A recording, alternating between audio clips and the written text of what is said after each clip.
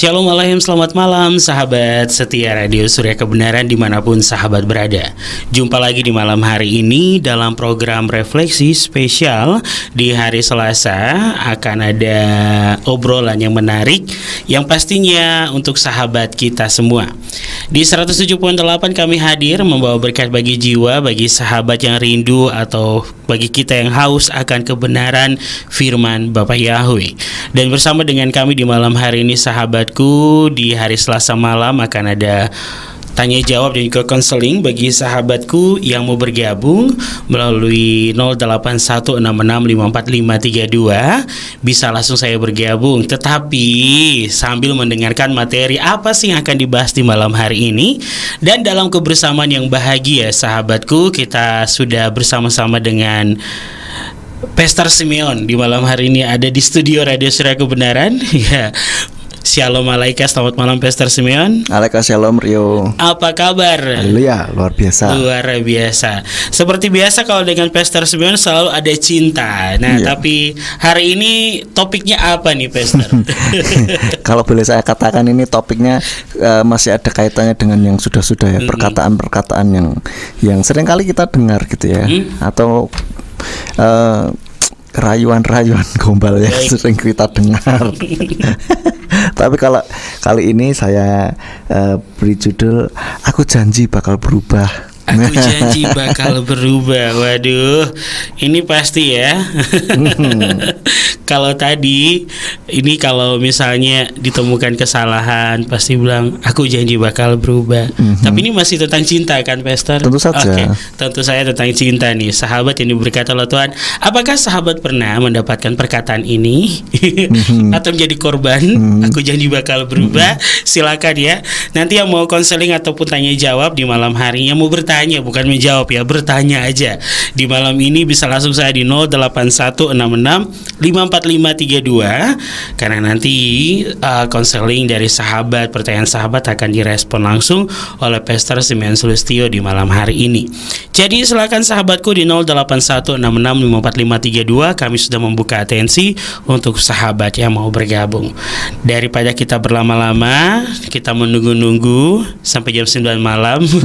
Langsung saja kita mulai Pastor untuk materi kita. Silakan. Ya, salam sahabat Surya Kebenaran dimanapun berada, terutama yang kawula muda ini ya, atau yang sudah berumur tetapi punya anak remaja ya, atau yang masih muda, yang berjiwa muda ya. Ini juga perlu mendengarkan ya, bukan jadi tidak tertutup kemungkinan hanya untuk anak muda saja. Ya, kita saat ini akan mempelajari, mengorek atau mengupas ya sebuah perkataan yang sering didengar, yaitu aku janji kok bakal berubah katanya. Nah, ini sering kali diucapkan. Biasanya yang mengucapkan ini adalah cowok biasanya. Tidak menutup kemungkinan juga yang cewek gitu, tapi biasanya adalah diucapkan oleh orang-orang yang sering atau sudah berulang kali berbuat kesalahan. Jadi belum sekali nih, tidak cuma sekali, tapi sudah berkali-kali gitu. Terus ditegur gitu kan, aku janji bakal berubah kok gitu, aku janji. Ya itu pasti akan ngomong begitu gitu. Dan herannya yang diperkatain, yang diberikan janji ini juga percaya aja gitu. Padahal sudah melihat bahwa kesalahan sudah berulang kali gitu, kesalahan yang sama begitu ya, bukan kesalahan yang berbeda, tapi kesalahan yang sama ini berulang kali diperbuatnya begitu, sehingga akhirnya juga ya aku janji kok bakal berubah kok, tapi kenyataannya nggak ada gitu.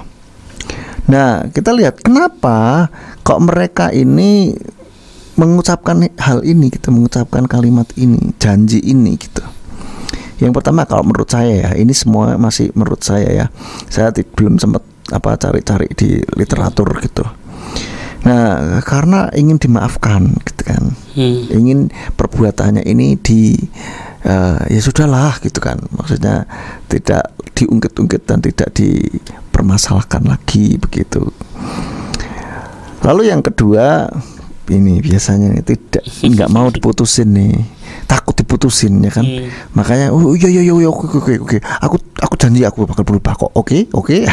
Gitu kan. Jadi mungkin pasangannya sudah pegel gitu kan.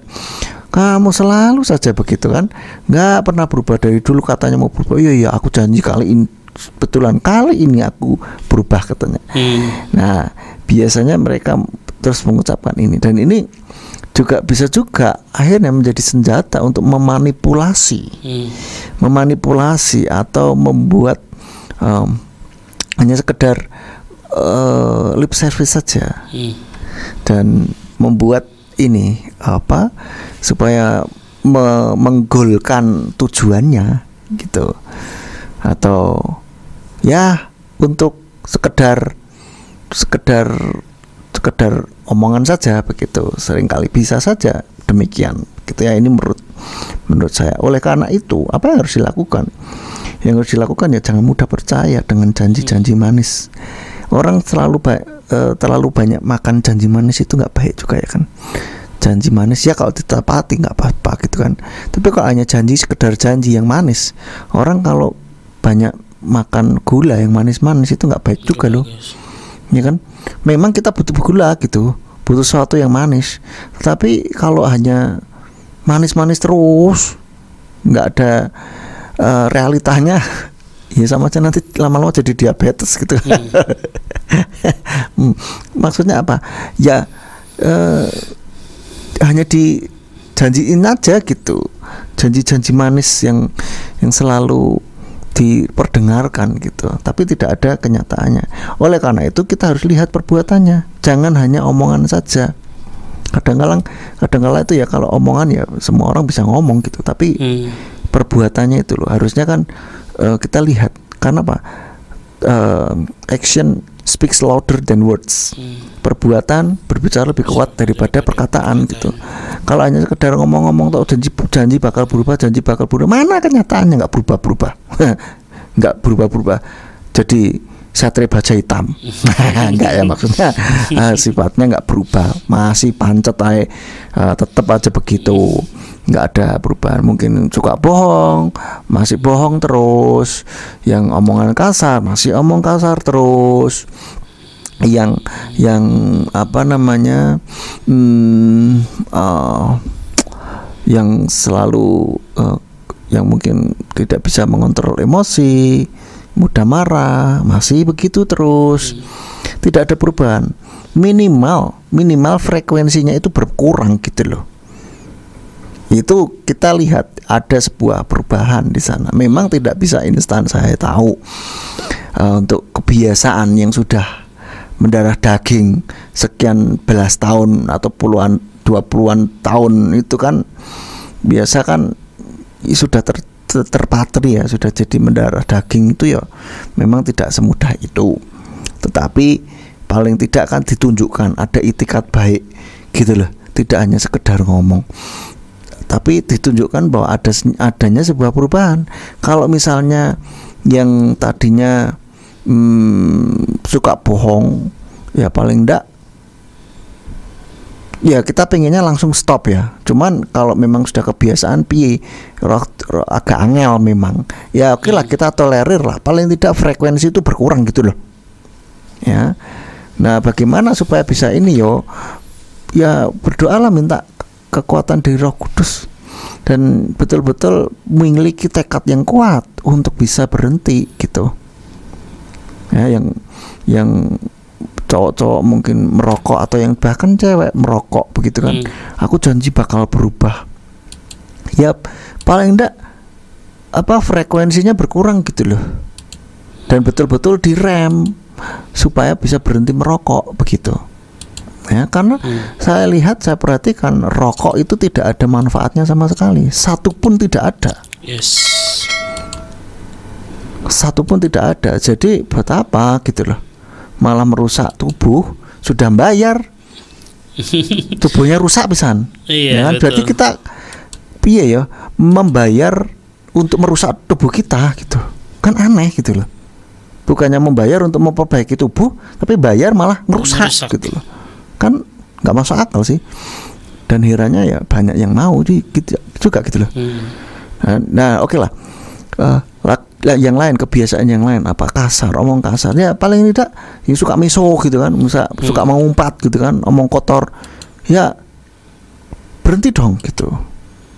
Bisa kok, bisa. Saya pernah ngalami dulu waktu masih SD apa SMP, SD lah, itu saya terpengaruh teman-teman saya omong kotor gitu, dan akhirnya berhenti juga tuh bisa, karena ada kemauan yang kuat di dalam hati gitu. Terus memang terus pernah keperucut gitu kan, itu masih awal-awal, baru oke, aku mau berhenti gitu kan, karena kalau nggak ada yang mengingatkan ya ini bablas gitu kan. Nah itu loh, jadi akhirnya berhenti sampai sekarang gitu. Jadi ada di mana ada kemauan, di situ ada jalan istilahnya kan. Yes. Nah yang penting ada kemauan yang kuat dulu, dan kita ajak ngomong lah. Ketika ini perlunya saat teduh duduk diam tenang, habis doa saat teduh begitu kita koreksi diri kita, ajak ngobrol diri sendiri itu. Jadi kayak orang edan gitu, enggak, itu normal gitu. Bahkan firman Tuhan sudah memberikan clue, memberikan sebuah petunjuk secara tidak langsung bahwa kita perlu ajak ngomong jiwa kita gitu. Di dalam Mazmur 42 dan 43 di situ kita bisa melihat bahwa ada ayat yang mengatakan bahwa orang ini berbicara pada diri sendiri. Hai jiwaku, mengapa engkau mengerang dalam diriku? Mengapa engkau ini tertekan? Berharaplah kepada Elohim dan seterusnya. Yes. Nah itu maksudnya ngajak ngomong terhadap diri sendiri gitu. Dan itu sangat efektif, sungguhan sangat efektif. Dan apalagi saya mempelajari hipnoterapi itu powerful gitu. Karena apa, itu mengajak bicara pikiran bawah sadar kita, gitu lah. Dan ketika pikiran bawah sadar kita setuju dengan apa yang kita omongkan, itu akan terjadi perubahan. Yang misalkan orang yang omong kotor lah, stop ya, mulai sekarang stop lo ya, udah mau lo kamu ngomong kotor lagi lo, oke, stop ya, stop. Begitu pikiran bawah sadar bilang ya oke deh, stop kok beneran, tanpa tunggu waktu lama gitu, oke. Lalu ya yang penting harus ada usaha untuk berubah. Tunjukkan itikat baik bahwa ada perubahan di sana gitu loh. Jangan cuma janji. Mending lebih baik nggak usah janji lah, tapi tunjukkan perubahan daripada omdo janji tok gitu. Ya, not action, talk only. Ya, gitu.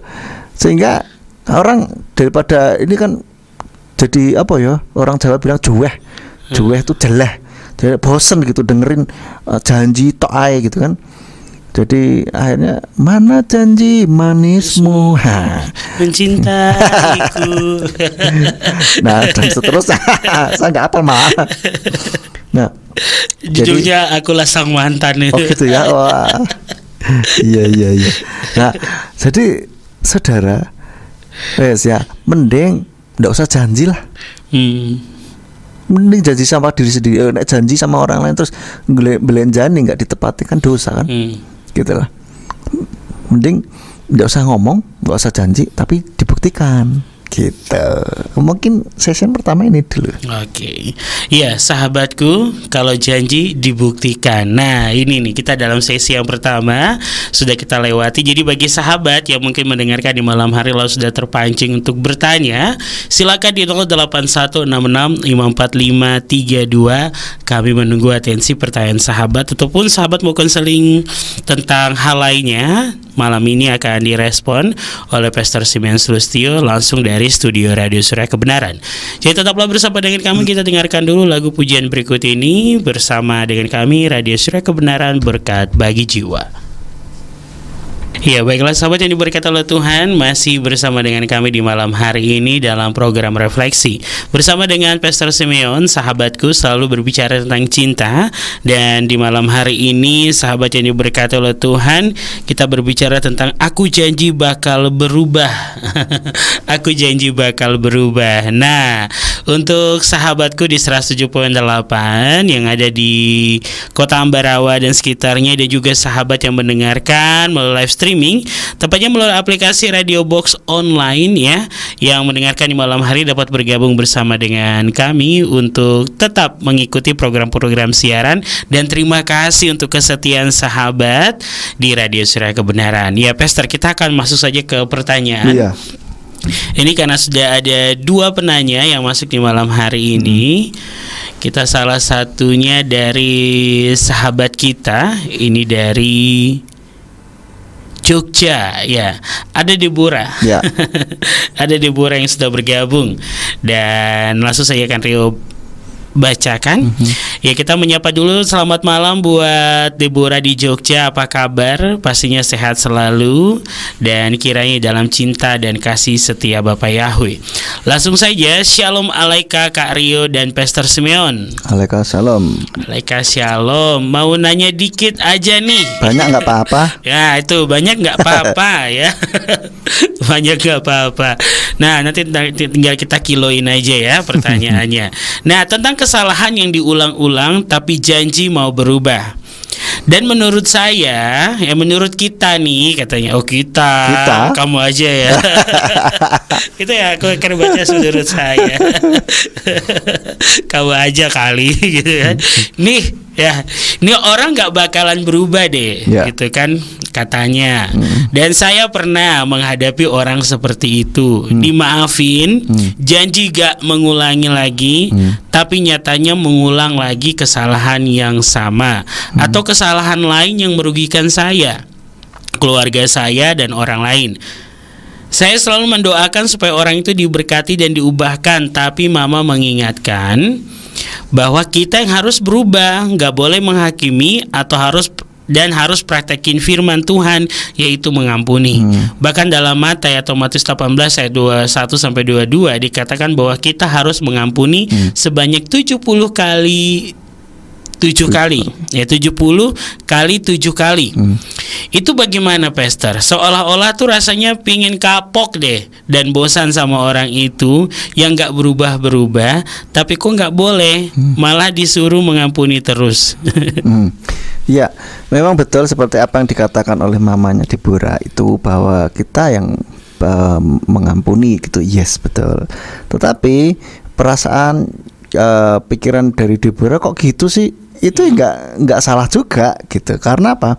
Ya wajar saja loh. Masa saya orang sudah jelas-jelas mengulangi terus kok saya yang disuruh memaklumi, istilahnya memaafkan terus gitu kan. Ya, di sisi satu kita memang harus memaafkan terus, tetapi di sisi lain kita juga harus berhikmat gitu ya. Berhikmat artinya apa? Kalau bisa jangan dibohongin gitu. Jangan di jadi korban terus gitu. Artinya oke lah, kita mengampuni karena kelemahan orang itu ya kan. Tapi kita juga kalau bisa jangan mau atau jangan sampai kena getahnya terus gitu kan. Jadi bagaimana caranya supaya kita bisa tidak lagi kena begitulah. Memang kita nggak bisa mengubah orang gitu. Kita nggak bisa mengubah orang. Maka kadang-kala kalau saya dengar ada anak muda itu, ya siapa tahu dia nanti berubah sama saya. Apalagi siapa tahu nanti kalau sudah married berubah. Loh, saya bilang hati-hati kamu. Siapa yang bisa mengubah orang? Hanya Roh Kudus dan orang itu sendiri. Kita nggak bisa mengubah orang gitu loh. Saya sering membaca ya. Pernah membaca ada orang yang kasih survei di Instagram gitu kan. Dia bilang gini, saya mau tanya nih, saya mau survei nih, mau tanya sama orang-orang yang sudah menikah dengan pacarnya yang dulu, yang dikira akan berubah setelah menikah, yang dulunya kasar ya waktu pacaran. Kalian berpikir bahwa pasti setelah menikah akan berubah gitu kan. Kamu punya keyakinan seperti itu, tolong jawab, apakah berubah betul ataukah bagaimana, ataukah keluar aslinya atau malah menjadi-jadi begitu. Dan saya lihat komen-komen di bawahnya, dia bilang yang tidak ini tolong jangan jawab gitu. Saudara tahu yang menjawab banyaknya semuanya, wah itu betul-betul tidak berubah tapi malah menjadi-jadi, keluar aslinya. Banyak banyak sekali ngomong seperti itu, dan saya yakin itu mereka nggak saling kenal gitu kan. Dan seperti itu. Jadi lebih baik cari pasangan hidup. Kita ini pacaran kan cari pasangan hidup, bukan mencari tanda kutip klien untuk kita ubah gitu kan. Lebih baik kita cari yang sudah matang, yang sudah benar-benar cinta Tuhan lah, gitu loh. Nggak usah kita berusaha mengubah, kita nggak usah jadi pahlawan kesiangan. Ini bahasa mungkin keras gitu kan. Nggak usah jadi berangan-angan menjadi pahlawan kesiangan, jangan. Ya, loh, kita kan doakan pasti bisa. Loh iya, saya nggak mengecilkan arti doa. Saya percaya kuasa doa itu luar biasa gitu loh. Memang saya pernah mendengar juga ada orang mendoakan suaminya berubah betulan karena doa yang dengan tetesan air mata yang luar biasa. Tapi yang perlu saudara ketahui, berapa lama dia harus nangis seperti itu?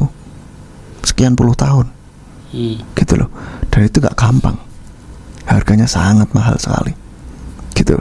Nah, daripada seharusnya kita mungkin sekian puluh tahun itu sudah berbahagia, kita harus menangis dulu sekian puluh tahun. Ya, nek saya sih nggak mau. Mending cari yang betul-betul sudah mateng lah, gitu loh. Jadi nggak usah merasa ini ya, wah tapi aku sudah terlanjur cinta. Cinta itu kan keputusan, saya bilang, ya kan? Itu keputusan kok. Jadi nggak usah ini bingung, ya kan? Ya. Jadi juga ya mengampuni yes, tetapi jangan sampai kita terus jadi bulan-bulanan orang itu, gitu loh. Ya, Elohim saja nggak mau jadi dipermainkan. Betul. Setiap orang yang berbuat menuai hasilnya. Minta ampun, iya diampuni memang, gitu kan. Tapi tetap ada konsekuensinya, gitu loh. Ya seperti itu. Jadi tetap pakai hikmat. Misalkan nih, kalau orang itu seringkali hutang nggak bayar, gitu kan. Sudah tahu orang itu jelas kalau ngutang nggak bayar, ya kita nggak usah ngutangi, kita ngasih aja dah, relain berapa gitu. Tapi kalau kita dulu kok jadi ATM berjalan ya akhirnya begini, ya sudah, jangan dikasih lagi gitu loh. Itu mendidik namanya. Dan kita tidak merebut kemuliaan nama Tuhan. Akhirnya nanti apa? Kalau kita kasih terus, kita jadi orang itu akhirnya bergantung pada kita, bukan bergantung pada Tuhan. Nah, kita akhirnya merebut kemuliaan nama Tuhan, toh, gitu loh. Ya, jadi tetap pakai hikmat. Nah, ini saya tidak tahu kasus khususnya seperti apa. Tapi yang jelas diperhatikan, kalau memang itu bisa kita hindari atau bisa kita siasati supaya kita tidak jadi bulan-bulanan atau korban kesalahan dia terus, ya siasatilah.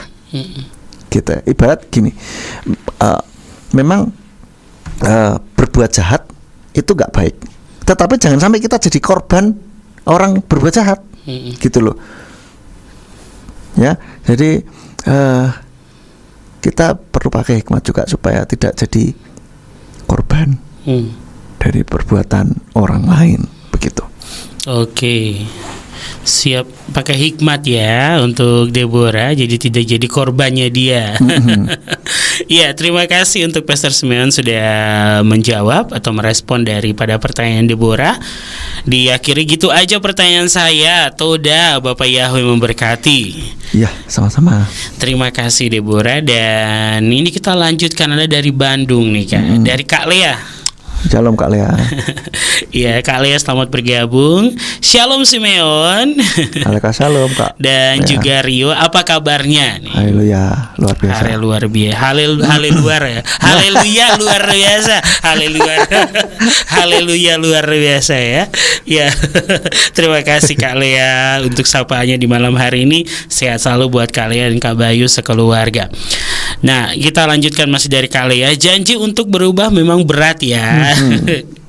Nah, apalagi janji sama Tuhan mau berubah, tapi ini malah kok keprosok lagi jika tanpa komitmen. Namun semua bisa dimudahkan. Namun semua bisa dimudahkan dan kita bisa benar-benar berubah atau diubahkan karena Ruach HaKodes yang menguasai kita. Nah, kemudian bagaimana sikap kita jika menghadapi orang dalam kurung teman, saudara, keluarga, bahkan pasangan yang sering janji-janji mau berubah, tapi entar lupa lagi dengan janjinya itu. Terima kasih. Ya, kalau saya bilang gini, kamu mendingan gak usah janji lah, gak usah janji, tapi tunjukkan dengan perbuatan. Karena apa? Kita udah bosan dengerin janji terus janji mau berubah. Aduh, capek deh. Mending gak usah janji. Tunjukkan saja lah gitu. Ya, tunjukkan saja. Jadi itu. Atau kalau keluarga yang bisa kita ini ya, kita ngomong apa sih yang jadi kendalamu tuh apa, yang selalu bikin kamu terperosok terus apa gitu lah. Mungkin kita bisa bantu gitu kan. Nah itu, jadi mungkin itu kali ya yang bisa kita lakukan kalau ini ya, bisa membantu lebih lagi. Tapi kalau sama temen yang ini kita ya kalau bisa ngomong begitu, kalau enggak ya sudah ya, seperti yang tadi saya bilang sama Deborah, kalau bisa kita jangan jadi korbannya lagi nih. Bagaimana caranya? Jangan jadi korban lagi ya. Bagaimana caranya? Nah, terima kasih Kak Lea, dan di akhirnya kata terima kasih. Ya, sama-sama Kak Lea. Sama-sama Kak Lea, dan juga mungkin Kak Lea atau Deborah dan sahabat lainnya yang masih mau bertanya, silakan di malam hari ini. Kami masih menunggu dan membuka atensi untuk sahabat yang mau bergabung, baik di Kota Ambarawa dan sekitarnya, yang ada di dalam negeri maupun yang ada di luar negeri. Silakan bergabung di 0816654532. Mungkin kita kasih lagu dulu ya, Pastor. Boleh. Nanti kita akan kembali lagi tetap di 107.8 dalam program Refleksi bersama dengan Pastor Simeon. Sahabat yang diberkati oleh Tuhan, di malam hari ini dalam program Refleksi ya, dari studio Radio Surya Kebenaran. Ya baiklah, masih tentang aku tidak akan kemana-mana nih. Aku nggak kemana-mana. Saya ya di malam hari ini aku janji aku nggak kemana-mana. Ya, aku janji, sahabat ini berkata oleh Tuhan ya, aku janji bakal berubah, nggak kemana-mana nih. Ya, aku janji nggak akan kemana-mana, nggak akan berubah. Ya, di malam hari ini ya sahabat ini berkata oleh Tuhan, karena saya baca pesan ini, udah ada atensi lagi nih Kak. Ternyata udah ada atensi lagi. Tapi kita masuk ke sesi kedua dulu nih, Pastor. Silakan. Iya. Oke, kita sesi kedua. Saya mau sedikit saja.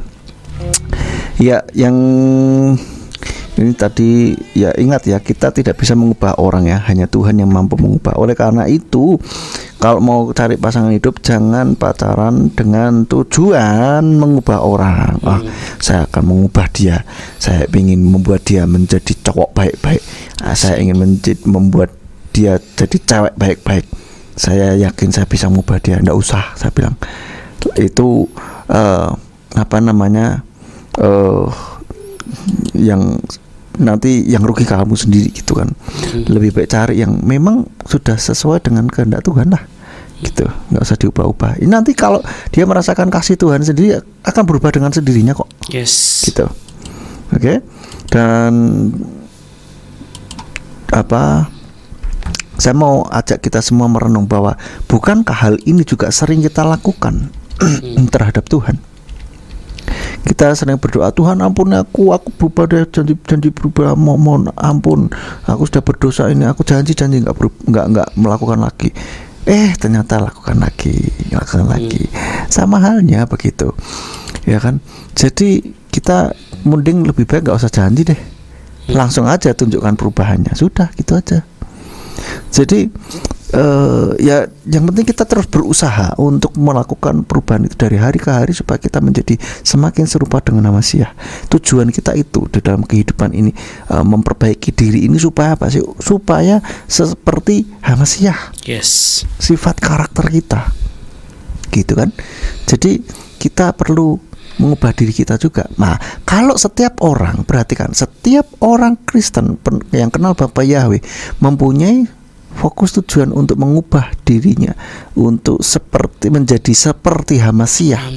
Karakternya semakin hari semakin baik. Yes. Ya kita enak toh, cari pasangan hidup kan nggak susah kan, gitu loh. Artinya nggak susah. Ini ya orang yang percaya Bapak Yahweh yang mempunyai fokusnya untuk mengubah seperti mengubah karakternya seperti Amasya menjadi seperti Amasya, itu pasti ada perubahan terus yang semakin baik gitu loh. Jadi enak gitu kalau semuanya begitu, termasuk kita, termasuk yang ngomong juga nih, juga fokusnya harus berubah menjadi seperti Amasya, betul. Gitu lah. Jadi terus adanya perubahan gitu. Yes. Memang tidak ada orang yang sempurna, tapi paling tidak kita terus berusaha menjadi atau menuju ke kesempurnaan itu, yaitu siapa? Amasya. Itu role model kita. Ya. Jadi mari kita bersama-sama untuk mengubah diri kita menjadi seperti Amasya. Ya. Jadi itu. Nanti yang terakhir, saya masukkan aja sekarang ya. Iya, silakan Pastor. Dampak. Nah, kita lihat sekarang ya. Dampak dari sering mengatakan hal ini apa? Ini ya, buat cowok-cowok atau cewek yang sering ngomong, aku janji aku bakal berubah gitu kan. Dampaknya apa? Yang pertama, perkataannya nggak lagi bisa dipercaya. Omongannya nggak bisa dipegang udah. Janji tak percuma lah. Jadi kalau sudah kebiasaan seperti itu, kalau orang Surabaya bilang selecak gitu, sudah terbiasa. sudah dol. Sedikit-sedikit janji, tapi nggak ditepati gitu. Jadi sudah asal ngumbar janji aja. Alah, orang kan meremehkan. Akhirnya yang rugi siapa? Kita gitu, ya kan? Yang sering ngomong janji-janji itu, gitu loh. Nggak bisa dipercaya akhirnya, ya. Lalu yang kedua, berpotensi mempunyai hubungan yang toksik gitu. Jadi memanipulasi ya kan, hubungan dengan aku janji begitu. Dan ya ada juga cewek yang mudah percaya saja gitu. Aku janji tapi kamu ulangi terus, iya kali ini janji sungguhan, swear. Terus ya sudah, maafin aku ya sayang, aku maafkan kamu. Tapi besok gitu lagi, aku janji sungguh sampai sungkem mungkin merebut hati cewek. Akhirnya ceweknya luluh lagi. Anak saya jadi ceweknya langsung cukup sekian dan terima kasih, cari cewek lain. Oke, baik, itu tambahannya Pastor. Baik, terima kasih Pastor Simeon. Gara-gara tadi baca pesannya Dokter Ayu nggak kemana-mana nih katanya. Oke, tapi kita sebelum ke pesan Dokter Ayu, atensi di malam hari ini ada agak tambahan lagi dari Kak Lea nih, Pastor. Nanya lagi ya katanya. Ya, boleh. Adakah batasan toleransi kita terhadap orang-orang yang seperti itu, yaitu orang-orang seperti yang tadi, yang dimana janji itu ya kan, sering janji mau berubah tapi entar lupa lagi dengan janjinya itu. Nah, adakah batasan toleransi kita terhadap orang-orang yang seperti itu? Kalau ini relatif ya, batasannya tiap orang berbeda-beda, mungkin berbeda-beda tingkat kesabaran, tingkat toleransinya berbeda-beda. Jadi tergantung kita set saja tentang ini bagi kita. Mungkin apakah kita memang harus terus bersabar, ataukah memang ada batasnya? Ya, itu yang perlu kita pikirkan, di set sendiri saja Kak Lea. Jadi masing-masing orang berbeda-beda soalnya. Nah, jadi nggak ada patokan yang pasti. Nah, terus ada tambahan lagi nih. Apa sih yang paling membuat orang bisa berubah drastis atau sebagai titik baliknya? Jadi tidak seperti dulu.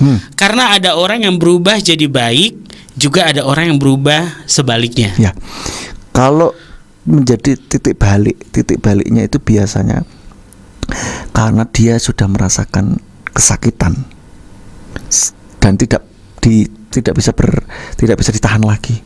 Akhirnya oke saya berubah sekarang, langsung drastis.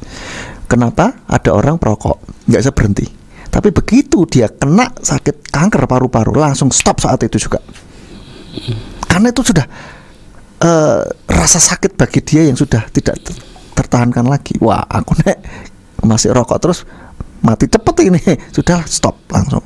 Tapi tetap ada juga orang yang saya sudah sakit ini memang, tapi saya nggak bisa mengontrol diri untuk terus merokok gitu. Jadi nggak bisa mengontrol diri untuk stop gitu maksudnya.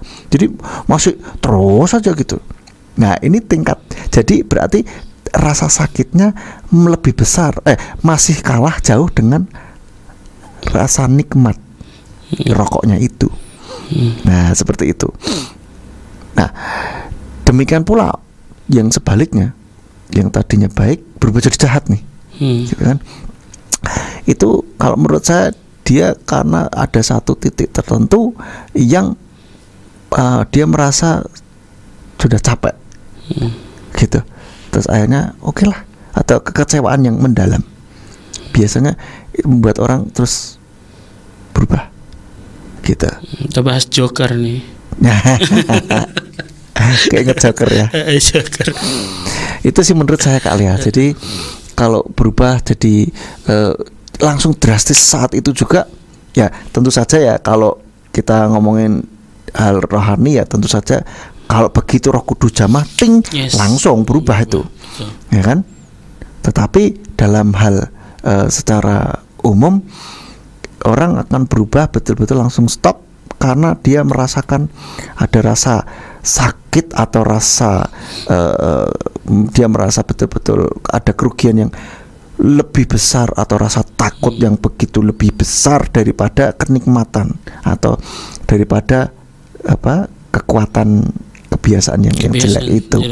Seperti itu. Tadi contohnya si rokok itu tadi sudah seperti itu. Oke, jadi itu belum benar-benar dia merasa, maksudnya kalau tadi kan nikmatnya yang masih kuat dalam dirinya gitu. Waduh, saya berbuat jahat itu kok enak ya. Gitu. Jadi nikmatnya itu, merasa nikmatnya. Oke, terima kasih Pastor Simeon sudah merespon, dan terima kasih Kak Lea. Kalau masih ada lagi silakan. Kami masih menunggu sampai jam 9 malam. Ini dari Dr. Ayu. Shalom Kak Rio, shalom Pastor Simeon. Shalom. Apa kabar? Iya, luar biasa. Saya janji nggak akan kemana-mana, tetap setia sama Radio Surya Kebenaran. Haleluya. Oke, baik, terima kasih Dokter Ayu atas kesetiaannya. Apa kabar Kak Rio dan sahabat Radio Surya Kebenaran? Haleluya, luar biasa. Pertanyaan saya hari ini yang pertama, cara menghadapi pria atau wanita yang suka ingkar janji. Cara menghadapinya yang ingkar janji ya, kita ini ekstrim mungkin ya. Kasih ini, oke, kamu janji ya, tak catat ya, kamu tanda tangan.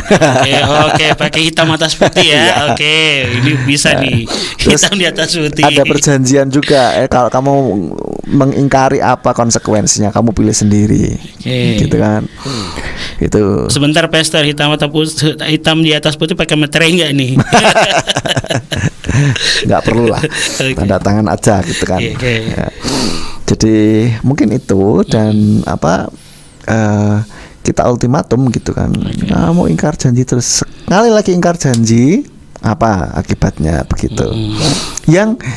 Yang membuat dia jera. Kalau nggak jera, ya pasti akan diulangi lagi gitu. Kayak orang-orang korupsi itu kan, nggak korupsi ya, tapi hukuman cuman sekian tahun penjara, itu pun nanti dipotong, nggak jera. Karena berkelakuan baik. Iya, karena sopan di pengadilan kan, akhirnya ya udahlah dipotong. Aduh, please deh. Terus setelah itu di penjara pun nggak seperti di penjara, seperti kayak di hotel gitu. Jadi nggak ada efek jera sama sekali gitu. Kalau menurut saya sih, yang korupsi itu langsung dimiskinkan aja ya. Jadi sudah nggak harus mulai dari nol lagi, sudah seperti itu. Ya ini kok malah jadi ke situ ya. Ya jadi, harus ada efek jerah. Iya. Ya itu menurut saya, Dokter Ayu. Oke, itu ya Pastor. Ada tambahan lagi nggak ada? Enggak. Oke, siap. Ini kita ke jalur hukum nih. Ya, pertanyaan selanjutnya dari Dokter Ayu, bagaimana dengan kasus love scam, Pastor? Love scam ini gimana nih? Baru dengar nih saya nih. Oke, nah nanti kita searching dulu. Ya, kita searching dulu nih love scam. Dokter Ayu nanti bisa menjelaskan. Oh iya, saya tahu. Nah, love scam itu tuh gini loh, Pastor. Yang seperti lagi viral di TV, yang katanya yang anak sedih itu. Oh. Yang dia katanya kirim pulsa, kasih, pokoknya itu yang seperti itu. Yang sempat viral jadi sad boy itu sad boy. Lagi love scam itu seperti ini, Pastor, Oke, pacaran terus dikasih duit gitu loh, kirim transfer. Nah, habis diporotin itu kan diporotin nih terus hilang gitu loh. Terus langsung ghosting gitu. Pas udah terhitung hutang terus hilang gitu. Oke. Bagaimana dengan kasus love scam? Ya kalau itu kasusnya itu berarti ada salah satu yang bucin tuh. Nah, ini saya bacakan dulu nih, Pastor. Oke. Penipuan asmara adalah trik kepercayaan diri yang melibatkan pura-pura niat romantis terhadap korban, mendapatkan kasih sayang korban, kemudian menggunakan niat baik untuk membuat korban mengirim uang kepada penipu dengan alasan palsu atau melakukan penipuan terhadap korban nih. Iya. Biasa jadi korban nih perempuan nih. Ya, kalau menurut saya berarti ini tujuannya ujung-ujungnya adalah duit ya. Ya, kalau menurut saya ya kalau masih pacaran dulu lah, makanya jangan terlalu cinta saya bilang. Ya, betul. Ya, sering kali kan saya ngomong kalau ini jangan terlalu cinta, ini buat anak-anak muda ya.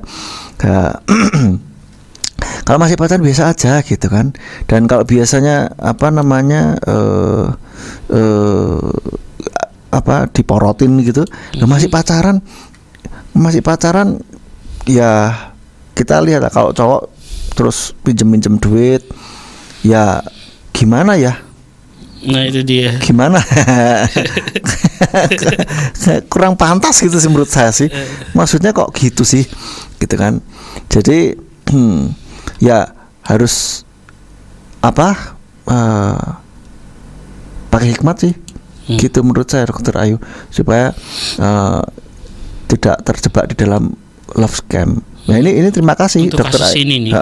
Dokter Ayu menanyakan hal ini sehingga anak muda yang lain juga baru yang ini jadi aware tentang hal ini kan. Karena melakukan love scam karena dia adalah pujaan hatiku. Waduh, ini bucin nih. Iya, makanya jangan terlalu bucin kalau masih pacaran nih. Gitu, pakai logikanya juga supaya tidak dikibulin gitu kan. Nah, ada lagi yang saya juga pernah baru dengar namanya hell dive. Hell dive itu berusaha untuk membuat orang jatuh cinta, tapi kalau sudah jatuh cinta tanpa kita berniat untuk merespon cintanya, itu jahat banget gitu. Akhirnya setelah itu ditinggal gitu. Nah, ini juga jahat gitu. Jadi ini sesuatu hal yang tidak boleh dilakukan oleh anak-anak Tuhan gitu. Dan jangan sampai ada anak Tuhan yang terjebak di dalam kasus-kasus seperti ini. Maka saya kenapa kok sering kali saya ngomong tentang cinta, saya mau ada misi untuk mengedukasi anak-anak muda, terutama anak-anak penyembah Bapa Yahweh gitu loh. Maka tuh nanti link YouTube rekaman ini di-sharekan ya anak-anak muda kemana-mana itu untuk teman-teman murah gitu juga yang belum penyembah Bapa Yahweh juga enggak apa-apa gitu. Paling enggak supaya mereka terutama yang cewek itu tidak mudah tertipu, terbuai, masuk ya lah dalam perangkapnya itu. Iya, betul. Gitu. Jadi tetap dengan hikmat. Kalau sudah mulai pinjam, pinjamnya duit mungkin kalau masih 100-200 masih oke lah. Tapi kalau kok terusan gitu, ini sudah mulai warning. Jadi harus mulai logika jalan nih. Jangan terus merasa ini kasihan ya pacarku ternyata ini, terus udah saya pinjemin. Loh, itu buat saya akhirnya kalau sudah married bagaimana caranya mengembalikan? Kalau sudah jadi satu, ya kan gitu. Jadi kan akhirnya ya dikibulin gitu kan. Ya tahu belum tentu jadi suaminya juga kan. Maka oke lah kalau masih ada dalam batas normal, masih belum banyak. Mungkin sekali dua kali oke. Lah kok terus, nah gitu sudah mulai warning tuh gitu. Apalagi mungkin ndak sering tetapi langsung pinjam banyak jebret gitu 10 juta gitu. Buat apa gitu? Kita perlu pertanyakan itu, jangan terus berah-berah. Aku kan cinta, semua dikasih. Ya jangan. Tapi biasanya terus si cowok akan banyak ngomong. Kan kamu bukti cintaku, aku lo ndak minta ngesek, aku cuman pinjem duitmu saja gitu loh. Bukti kalau kamu cinta aku dong. Terus akhirnya memanipulasi gitu kan.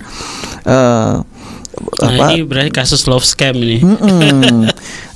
Masuk dalam toxic relationship juga. Betul. Gitu.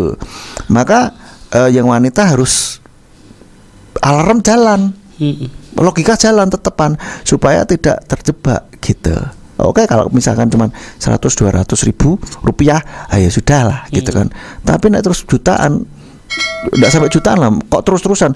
Ini bulan ini 100, bulan depan 100 lagi, bulan depan 100 lagi lah, kok terus? Nah, ini sudah langsung warning. Ini berarti nggak bener nih. Ini sudah red flag juga nih. Kenapa? Berarti dia tidak bisa ngatur keuangan dengan baik. Tuh. Nah, ini harus jadi warning buat para wanita gitu.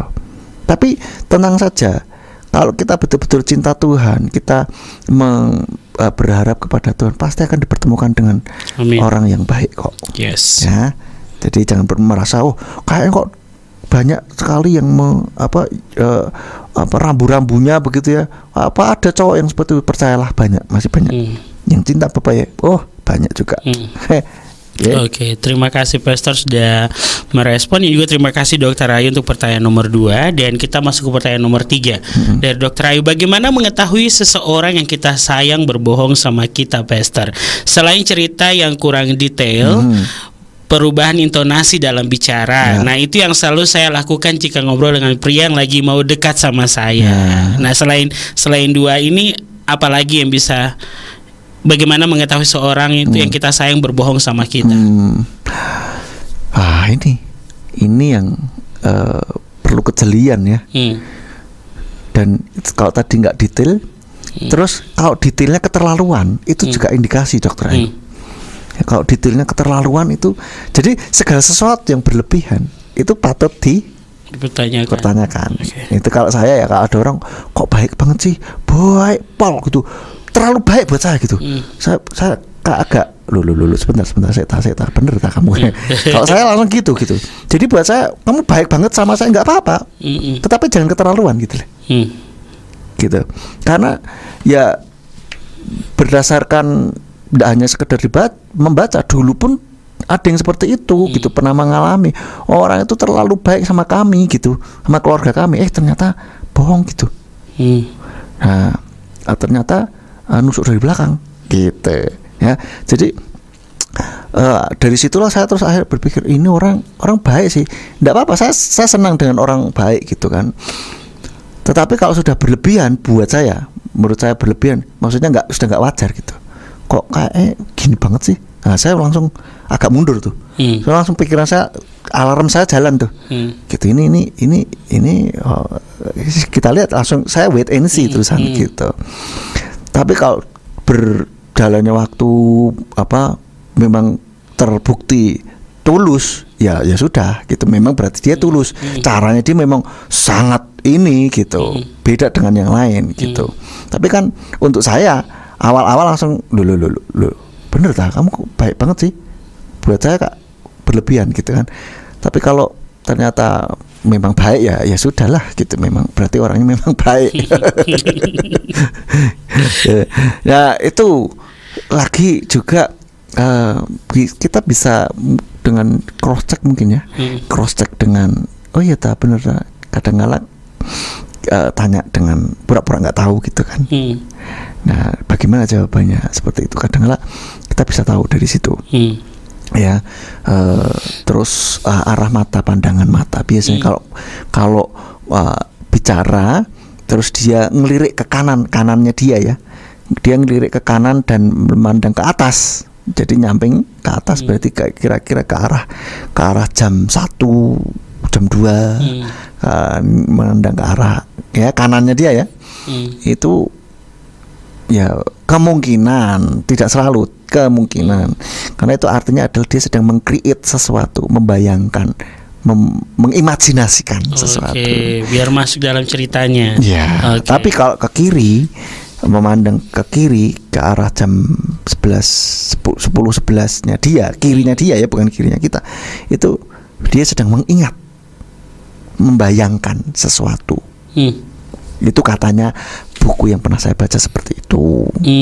Katanya, tapi tidak selalu berarti kalau mengelirukan berarti bohong dia. Enggak selalu. Dia sedang meng-create sesuatu saja gitu, tapi tidak bisa jadi memang enggak bohong gitu. Ya. Jadi itu beberapa di antaranya. Tapi benar itu Dokter Ayu teliti itu. Udah cerita tapi kok kurang detail gitu. Oke, baik, terima kasih Dokter Ayu. Ini di akhir dari pesan Dokter Ayu. Thanks Pastor Simeon, Elohim Yevarek Otka.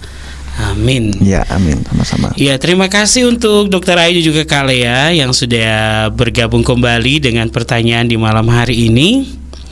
Mungkin sebelum kita masuk pada closing, ada sesi 3, Pastor? Enggak ada. Mungkin beliau mau tanya juga boleh. Oke. Bertanya apa ini? Saya masih sepanjang materi karena saya lihat pertanyaan-pertanyaan dari penanya di malam hari ini. Ini pertanyaannya luar biasa semua. Baik ada Deborah dari Jogja, ada Kak Lea tentang aku janji bakal berubah. Nah, kalau tadi kan Pastor sudah menyinggung bahwa dia bisa berubah itu kalau tadi yang tadi jahat langsung tiba-tiba baik itu karena titik gimana tuh sakit banget. Nah, terus ada juga yang berubah ketika dia di dalam. Nah, ini sekarang nih Pastor, kenapa orang itu akan berubah? Ini bukan dari jahat ya. Dari jahat. Dia itu menemukan langsung bahwa ini panggilan saya. Di sini loh saya seharusnya ketika dalam titik nol. Kenapa harus selalu ditemukan harus titik nol dulu nih Pastor? Ketika dibuat ini titik nol, langsung kekuatan itu benar-benar datang. Ya, itu ibaratnya kayak hot buttonnya manusia gitu. Tahu-tahu langsung oke, aku berubah langsung. Itu jadi kayak ini tombol ajaibnya gitu. Setiap orang hot buttonnya beda-beda gitu. Tapi bisa nggak harus tidak sampai ke titik nol itu bisa dengan mempelajari dan ternyata aku nggak mau sampai kepepet duluan nih. Jadi ya udahlah, ibaratnya yang sering juga saya bilang kalau Tuhan tegur ini ego ya nurut saja, jangan nunggu sampai betul-betul kepepet Tuhan betul-betul hajar terus baru bertobat gitu. Kalau sudah Tuhan ibarat baru gitu aja kita langsung oke Tuhan sorry gitu kan, langsung berubah gitu loh. Jangan nunggu sama kamu tuh kena aja kayak si Yunus gitu kan. Tuh udah di ini masih nekat dia. Nah, akhirnya masuk ke perut ikan, dilempar ke laut ya kan. Nah, kalau ada orang sih kecentok dulu baru bertobat. Ada yang belum kecentok tapi sudah ini ya ada gitu. Jadi ibaratnya itu Tuhan masih ayo langsung oke. Ada yang seperti itu. Jadi either way apapun ya, yang penting ada sebuah perubahan, ada pertobatan, tesufah. Jadi ada titik balik, kita balik sendiri gitu. Dan yang jelas ketika titik balik itu terjadi ketika kita betul-betul menyadari bahwa saya harus berubah gitu. Kondisi tidak harus dari titik nol langsung jadi nol gitu, enggak juga. Ada orang, Tuhan aku enggak mau ngalami ini dulu tapi aku betul-betul mau berubah, ada bisa juga. Dan saya yakin Tuhan akan memberkati juga seperti itu ya. Jadi menurut saya kok lebih baik enggak usah nunggu dari nol ya. Tapi betul-betul kita merenungkan, kita betul-betul mau berubah, dan saya yakin itu pasti akan tertanam gitu.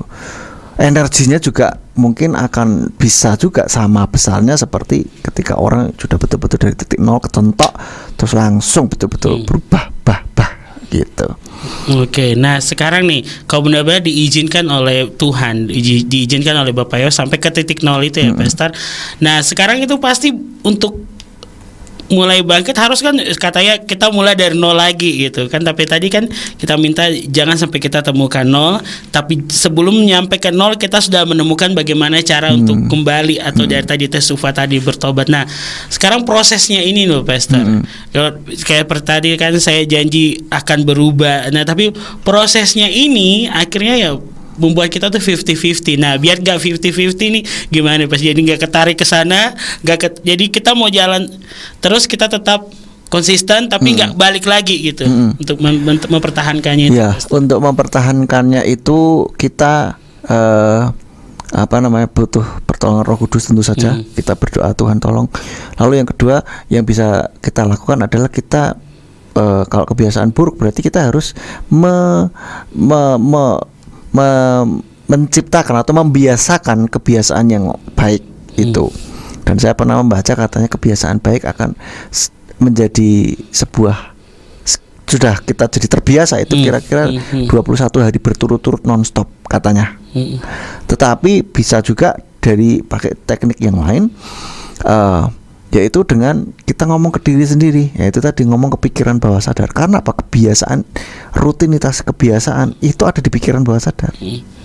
Nah, itu cara cepatnya kita ngomong ke pikiran bawah sadar untuk berubah, untuk menjadi kebiasaan baru. Itu berubah sendirinya, dengan sendirinya tuh. Itu lebih cepat daripada harus 21 hari. Itu berturut-turut tidak boleh bolong. Begitu hari 20 bolong, itu hitungannya ngitung dari nol lagi tuh. Begitu yang saya baca. Itu, tapi ada juga yang bilang 30 hari.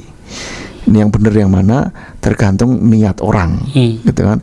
Oh, yang paling gampang, yang paling ini yang ngomong ke pikiran bawah sadar itu lebih cepat tuh. Karena kebiasaan ada di situ. Siap. Oke, terima kasih Pastor. Itu saja pertanyaan dari saya. Kalau pengaruh dengan pergaulan berarti kita harus ganti lingkungan. Ganti lingkungan. Ganti teman-teman yang ada di ring 1 kita. Oke, ke ring 2 ya. Iya. Atau bila perlu teman lain kita bawa masuk ke ring 1. Iya. Betul. Jadi kita bisa punya lingkungan yang baru yang mendukung kebiasaan atau tekad kita ini gitu. Nah, komunitas juga penting. Jadi selain itu kita juga perlu komunitas atau seseorang yang bisa mengingatkan kita terus. Tolong diingatkan. Misalkan kalau mau olahraga ya, pengen rajin olahraga gitu. Saya dulu sempat lumayan rajin olahraga karena waktu di Amerika teman kamar saya asrama itu koko yang suka olahraga gitu, suka nge-gym gitu. Kadang ayo aku tak nge-gym sih, ikut tak, ayo ikut gitu. Nah dari kebiasaan itu akhirnya saya jadi seneng gitu. Tapi akhirnya begitu dia lulus nggak ada yang support lagi, ya sudah itu karena itu belum terbentuk ke saya. Begitu saya yakin kalau sudah mungkin gaul setahunan ya saya akan jadi suka olahraga, fitness gitu. Waktu itu dia suka push up. Saya sempat beberapa ini rutin push up gitu. Dia punya alatnya untuk pegangan untuk push up gitu. Jadi sempat saya ini ya lumayan sempat mulai terlihat, tapi begitu dia sudah buru lulus dan saya itu belum terbentuk ke saya. Akhirnya saya males lah. Ya seperti itu. Dulu waktu saya ngekos di Semarang itu juga gitu. Ada kakak kos, tetangga kos gitu, tetangga kamar maksudnya, satu komplek. Itu karena sama-sama orang daerah Pekalongan sana, orang Comal sana. Dia tuh suka bersih-bersih motor, rajin bersihin motor tuh. Saya kan males cuci motor kan. Dia rajin gitu. Karena saya sering gaul sama dia lihat dia sering bersihin, kasih tahu cara teknik membersihkan. Ini lu pakai squash, ini di bagian sininya supaya gampang. Itu saya jadi senang bersihin motor waktu itu. Tapi kembali lagi itu belum tertanam ke saya. Jadi ya sudah begitu lulus, ya sudah kembali lagi ke awal lagi saya. Seperti itu. Oke. Jadi perlu lingkungan yang mendukung, sehingga ada kebiasaan baru.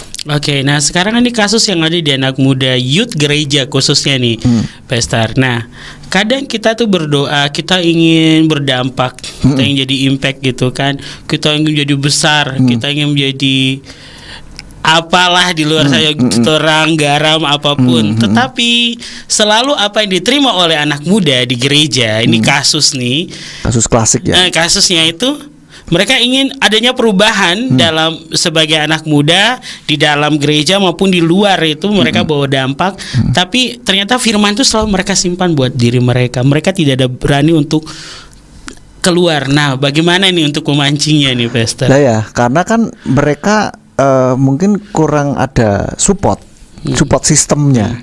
yang mendorong mereka. Kadang-kala kalau retreat itu bernyala-nyala, betul itu. Kobong gitu. Saya selalu begini. Ini youth event ini. Saya langsung gitu youth event gitu kan. Ini youth event. Ini youth retreat. Jadi aku tuh maaf ya, bukan bagaimana pastor, karena mungkin karena pernah menemukan titik di mana Tuhan benar-benar tangkap saya pribadi gitu. Jadi saya rindu tuh itu terjadi juga bagi anak-anak youth yang lain. Tapi kalau pas event tuh baru kayak begini ini, aku selalu bilang ini youth event. Aku selalu maaf banget, maaf saya benar, aduh maaf Bapak Yahweh gitu kan. Maaf banget di pastor. Nah, bagaimana ini biar kayak tadi kalau pastor sudah bilang ada minta support, adanya support. Terus itu realita menurut saya. Memang saya pun dulu waktu ikut retreat zamannya masih muda. Sekarang masih muda juga sih. Masih yang lebih muda maksud saya. Masih remaja waktu itu. Itu menyala-nyala gitu kan. Habis itu seminggu masih menyala, 2 minggu terus rotok bleret, 3 minggu terus mulai bleret lagi, sebulan 2 bulan sudah langsung ya udah kembali lagi seperti titik awal lagi ke kebiasaan lama. Karena apa? Pada saat itu kan karena kita dalam satu komunitas kan, dalam satu tempat, dan semuanya begitu, dan dikirim api oleh pengkhotbah kan, apalagi altar call apa segala macam, langsung gitu kan.